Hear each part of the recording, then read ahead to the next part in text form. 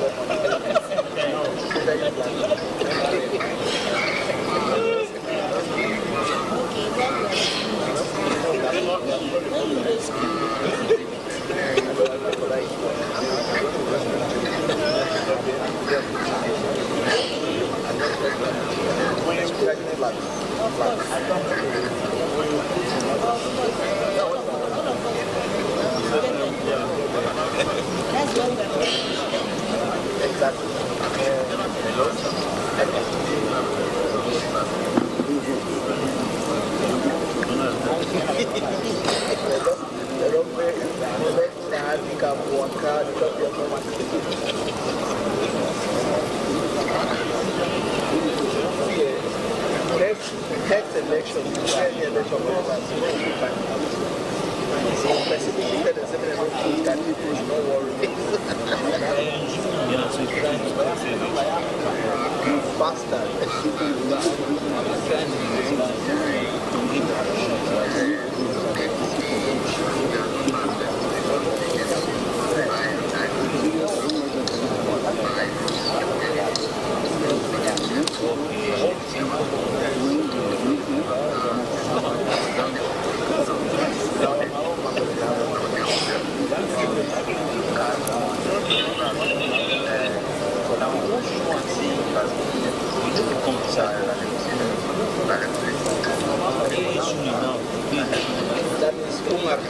that means Umar Day.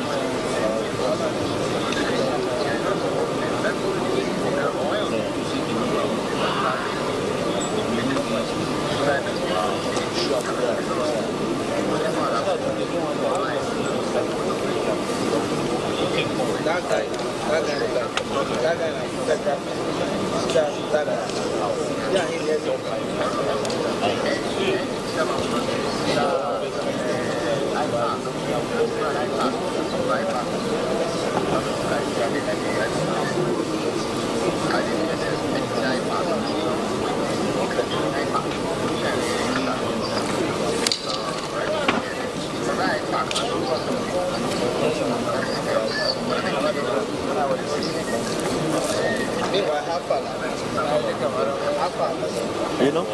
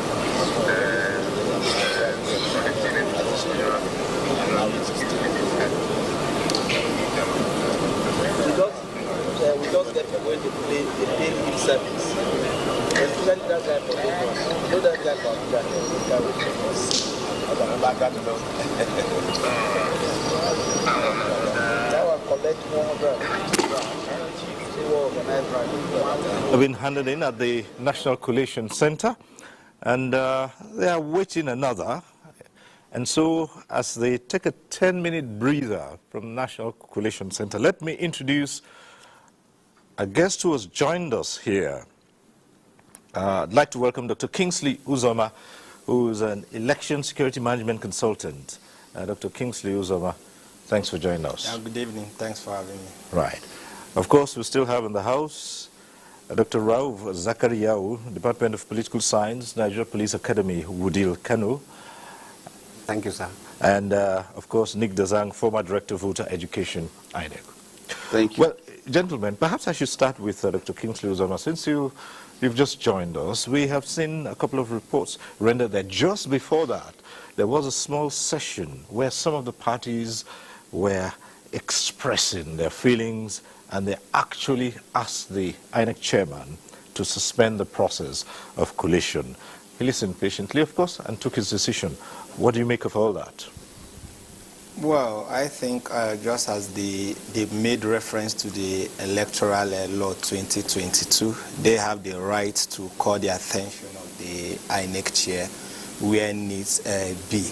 Don't forget that these parties are representing Nigerians.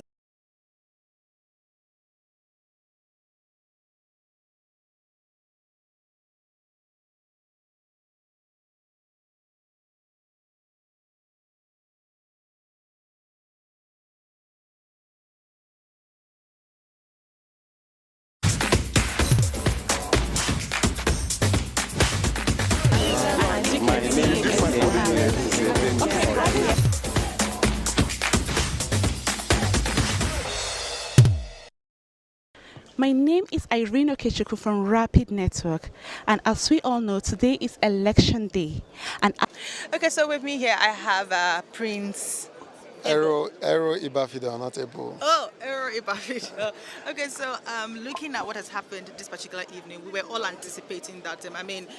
We will not just be expecting only one result.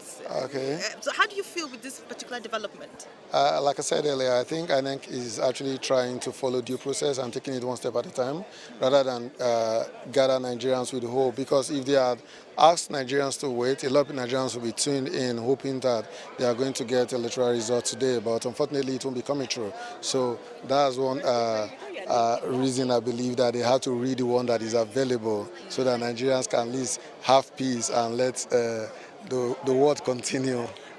It seems like you're taking it cool. Yeah, I'm not I believe what is doing well. Okay. So rather than rush and Nigerians will start complaining about, oh, why is this, why is that, why don't they take their time and get it right? So now I think the counting is still ongoing, and although there will be results already collated as of today, but it's just unfortunate that they cannot get to Abuja as of now. But like what other Nigerians were clamoring for is that, okay, what's the essence of the electronic transmission of results if we cannot get it from state electronically rather than waiting for them to come? But I think that will be a question for the INEC chairman to answer by tomorrow after everything has been read. Okay, so but how would you describe this election process, from yesterday till now? I think Nigerians were actually hungry to vote, and they are not believing in INEC the more, unlike before in the previous years when they don't want to be part of it. So, but now you go out, you see thousands and thousands of Nigerians in their troop, and I believe you were outside yesterday. And I think that is what democracy is about. They want to be part of the governance. They want to decide who rules them. They want to decide who governs them, statewide, National Assembly-wide, and in the presidency as well. My last question to you would be, do you believe that INEC has evolved? Do you believe that there's growth in the process? Do you believe that they planned for this?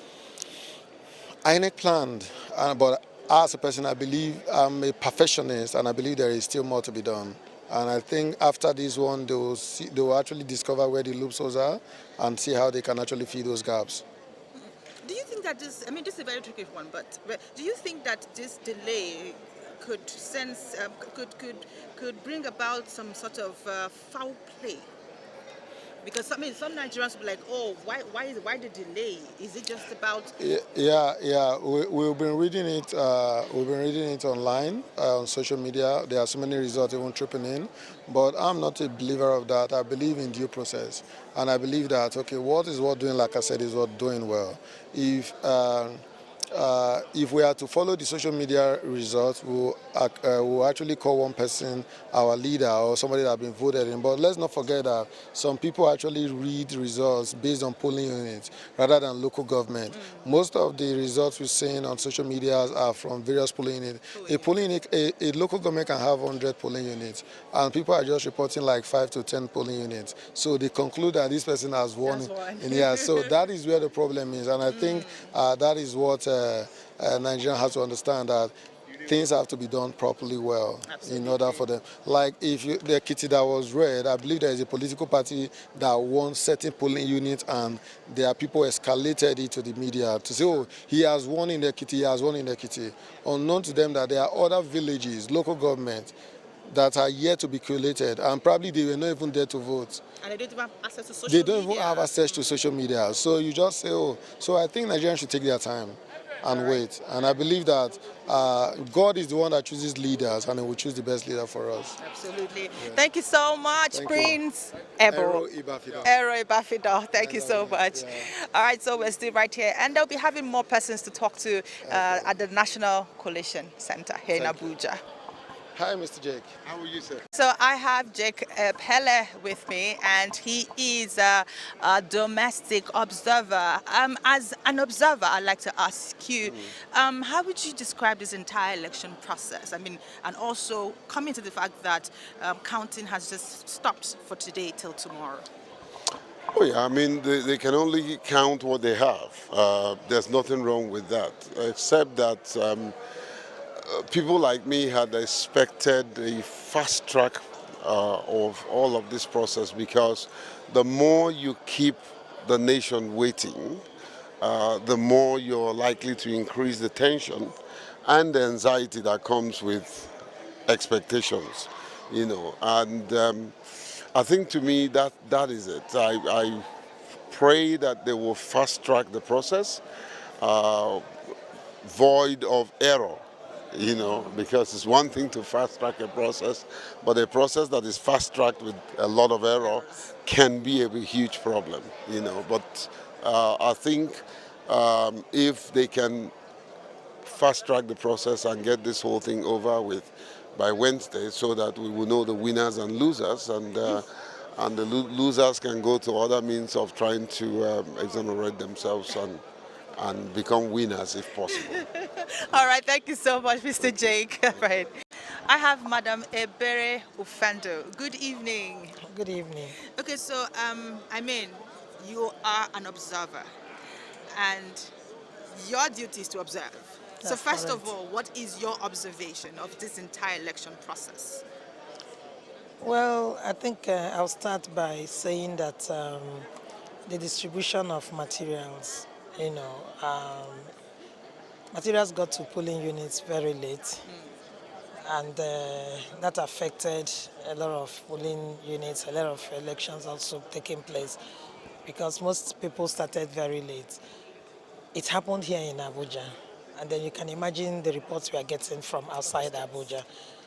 Just this afternoon, I got a message that said I should please let them know that there was no election in a community, Abriba community, because of late arrival of materials. They got there at 2, by 3 o'clock they had packed up. So people didn't vote, so distribution was a huge problem.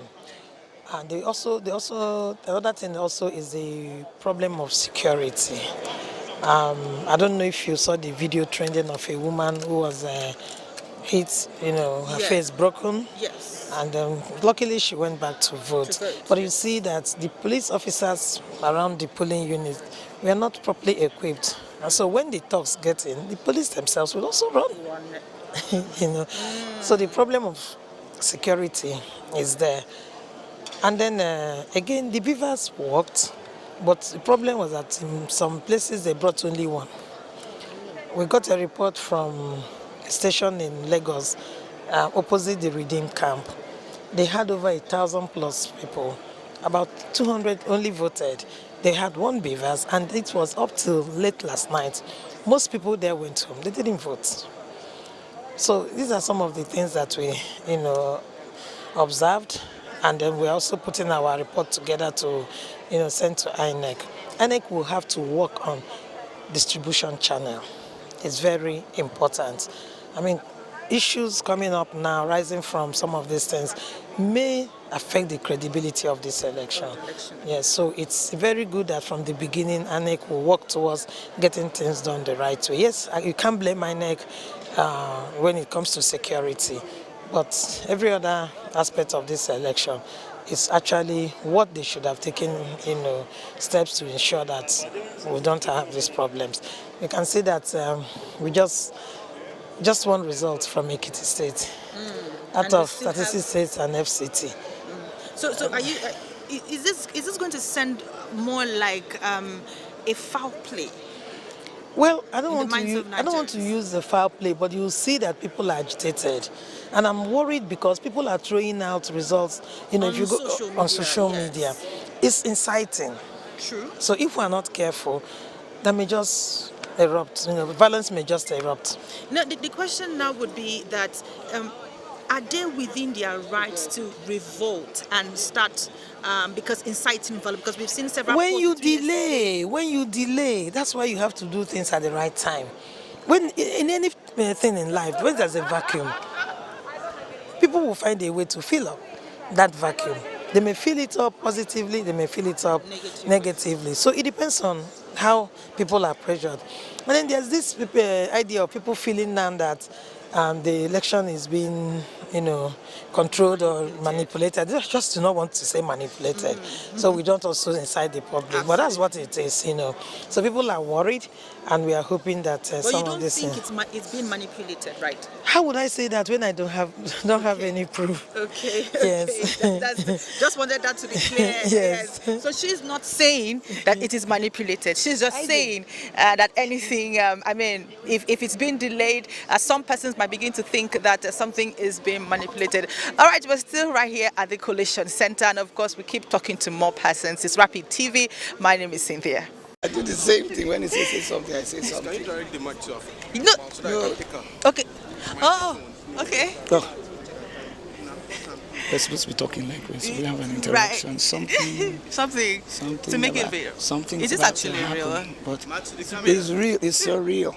Sorry. Okay, this one. All right, this one. Okay.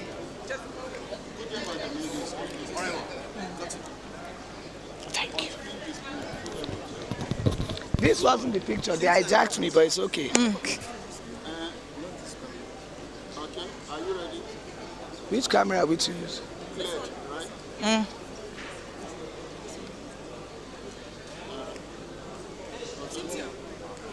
All right, so I'm still right here at the National Coalition Center. Now, this is actually a very serious day. I've been talking about election process. But the thing is, I saw a wonderful woman walk into this particular hall, and I was wondering, who is the woman in red? And yes, it's not a fashion show, but I cannot help but, identify a beautiful woman. The lady in red. The lady in red. Good evening, Madam Adetayo. Oh, hi, and good evening, Nigeria. Good evening, world. Because it's all eyes on us right now. Exactly. Yeah. So what's your general feeling? I mean, this whole election process, and of course, the collation of results, and what's the feeling like for you? Historic. I'm like, it's not just history in the making. It has made me, you, and I history makers. Because the breaking news is the fact that you are the newsbreaker, and I am present and not absent in the most important location on the African continent right now. And as touching the history of political advocacy in Africa, in fact anywhere in the world, there's so many firsts.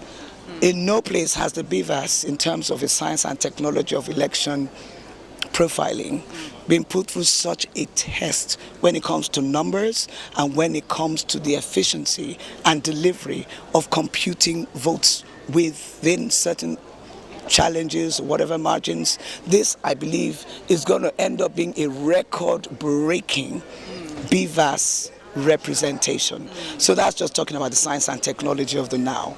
And then the legacy. Okay, you were going to say something. Yeah, some persons are actually saying that, are you sure that the INEC will be able to pull this off? Excuse me? No, let me look at the camera. Excuse me? The INEC has not just pulled it off. The INEC has proven and demonstrated that as far, it's not just about a global best standard practitioner of managing and administrating the whole process. Every detail, look around you, look at this room, from ambience to the service delivery, to the engagement of communication, and the information, handling of information, not just with transparency, but with clarity, and not stuttering over facts, being able to deliver, refresh, review, work with timelines, bring us to a place of convergence, and then very adroitly and properly lead. I mean, like, they've become an event production institution. And you know, it just, to me, what came to me was that we just keep getting better and better at this whole practice. It's the same thing that happened with Nigeria when it came to managing COVID, when it came to the intervention, even though the loss of our patriot sister, Dr. Maya Dadavo. Well, I mean, like, honestly, we are champions of institutionalizing global best practices when it comes to institutional excellence. It's in us. The DNA of a Nigerian is excellence, whether it's under pressure or not, but we are best with pressure. We know how to direct pressure, but that's talking about the moment. Like I said, it's history, it's auspicious, it's a transition. I'm a woman of faith. I say it's like new wine in new wineskins. So many things have collapsed for certain things to emerge. And yes, one party is not my party, but then that party, whose name I'm not about to mention, has taken us into a place where it's about the matrix. You give birth how? By the push. By the push. You get into that room that is called the labor room for you to come into a place and a season, a set time of favor for all. So honestly, everything has worked together, whatever your partisan position. So now what it is the real spirit of being a Nigerian has to rise above religion, partisan representation, engagement. There has to be an investment, not just in healing, but in managing the trauma of post-election expectations, and being able to direct this and channel it in a way in which it is no longer vitriolic. It's no longer accusatory, but it comes to a place where you unbundle it. We've got to be able to understand, in terms of the process of the different dynamics that have come through, how we are here. Not why, but how. How are we here? And in interpreting the how, we know we can understand the now. What is the now for you, for me? What is my assignment? You know, I look at it as an assignment. I'm a mother of 4. I'm going to be 58 this year. And I say to myself, I don't have another now with which to demonstrate to my children, when I'm no longer here, that I represented fully as their mother the desire to pull in and birth, to hand to them the Nigeria of their dreams. You see, again, let me move to the place of faith. You see, there's the old men that dream dreams, and it's the young ones who have to write the exam. You have a vision, write it, make it plain, so that those who read it can run with it. And honestly, I'm speaking to a now generation of the youth. You have to learn to write your vision, make it plain, that the generations ahead of you and around